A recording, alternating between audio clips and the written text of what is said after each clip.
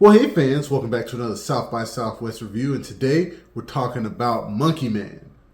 So Monkey Man is an action thriller film directed by Dev Patel in his directorial debut. He also is the main star, and it follows this character. He's not really given a official name in the movie. He goes by either Kid or Bobby, but when he was a child, his mother was killed by a corrupt cop who was sent by this famous Indian guru. So he held on to that rage for all these years, and now he's trying to figure out a way that he can get his revenge by basically sneaking into this crime syndicate so he can get close enough to this guy to kill him. And for a directorial debut, I have to say this was really good. I think Dev Patel did a fantastic job. It's amazing how much stuff they were able to get done during COVID, because that's when this movie was shot. And originally this was supposed to be a Netflix release, but because of COVID and all the things getting pushed back and financing and whatnot, they weren't sure what they were going to do, because Netflix said we can no longer, make this movie. But apparently Jordan Peele was able to see the movie, hear about it or something like that, and he decided to acquire it under Monkey Paw with Universal, and that's how it got a theatrical release. So going from, something that was supposed to be on streaming to theatrical is actually fantastic.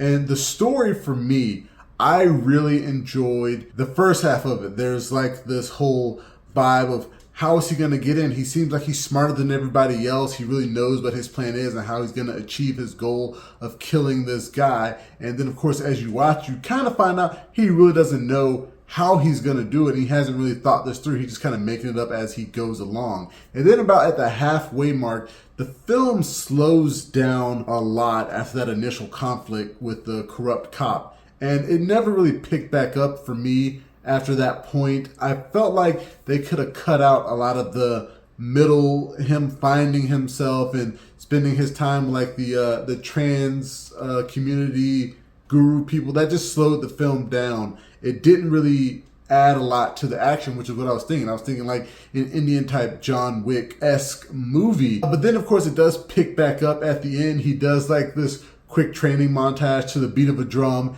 He all of a sudden is like a super fighter, and he just makes his way and gets his revenge. I did like the scenes it's like a mixed martial arts ring, but it is rigged. He is a monkey man. He wears the monkey mask, and even though he can fight, part of his character is that he always loses. It gives the audience someone to root against. So I like that aspect of him always losing, and then in the end, of course, when he's tired of playing this game, he decides he's going to win. I enjoyed that. I enjoyed the nearly entire cast. I enjoyed the fact that they were all Indian actors. That was great for Dev Patel to pretty much go back to his roots and not really include any white people except for like Sharlto Copley. He's like a South African actor. He's white. He's in the movie. He's funny. He's been like a lot of other movies with Dev Patel, like, Chappie, and his scene was great. But like I said, I think for a directorial debut, this was a great start for Dev Patel. I like the action, like where a lot of it was filmed. Like I said, it could have been cut down a little bit, but I think he is definitely going places. And in terms of acting, I don't know if I mentioned